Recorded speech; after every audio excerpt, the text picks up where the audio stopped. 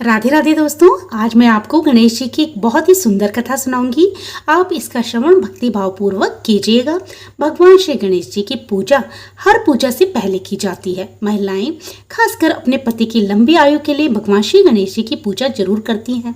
ऐसी मान्यता है कि भगवान श्री गणेश जी की पूजा करने से पति की लंबी आयु होने के साथ साथ ससुराल हमेशा खुशियों से भरा रहता है, वहाँ कोई भी दुख दरिद्रता कभी नहीं आती। तो आइए जानिए सुहाग की लंबी आयु देने वाले भगवान श्री गणेश जी की अद्भुत कहानी को।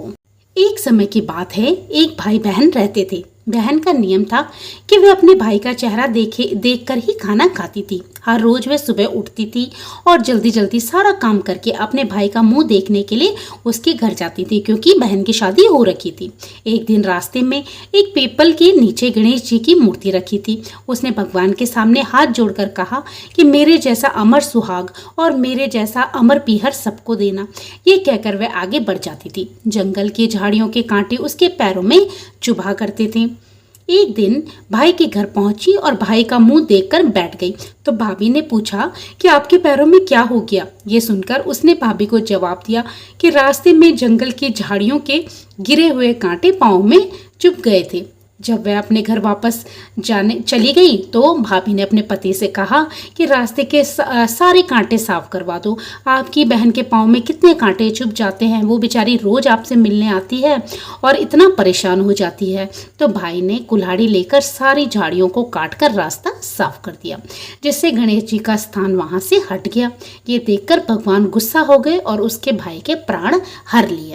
लोग अंतिम संस्कार के लिए जब भाई को ले जा रहे थे, तब उसकी भाभी रोते हुए लोगों से कहने लगी कि थोड़ी देर रुक जाओ, इनकी बहन आने वाली है। वह अपने भाई का मुंह देखे बिना नहीं रह सकती।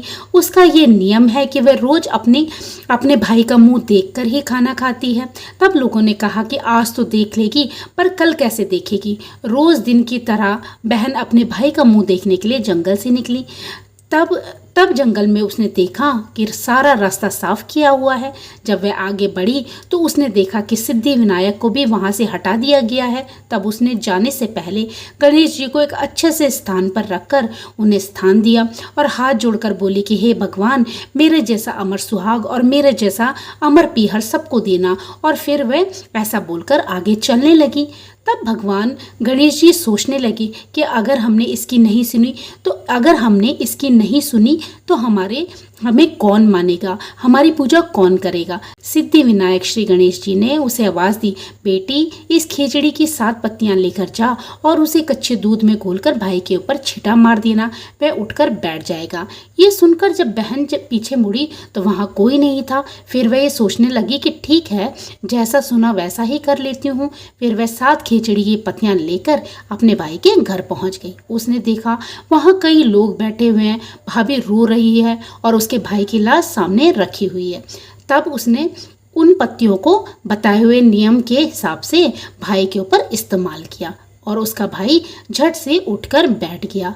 और भाई कहने लगा कि मुझे आज बहुत गहरी नींद आई। तब बहन बोली, ये नींद किसी दुश्मन को भी ना आए। और उसने सारी बात अपने भाई को बता दी। और इस प्रकार से गणेश जी की कृपा से उसका भाई सकुशल जीवित हो उठा और सारी जगह प्रसन्नता छा गई। इसीलिए लोग अपने पीहर की सलामती के लिए, अपने अखंड सौभाग्य के लिए गणेश जी की पूजा करते हैं, क्योंकि गणेश भगवान जी विघ्न विनाशक हैं और वह अपने भक्तों के सभी विघ्नों को हर लेते हैं और रिद्धि सिद्धि के दाता हैं। तो हर प्रकार की रिद्धि सिद्धि वह अपने भक्तों को प्रदान करते हैं।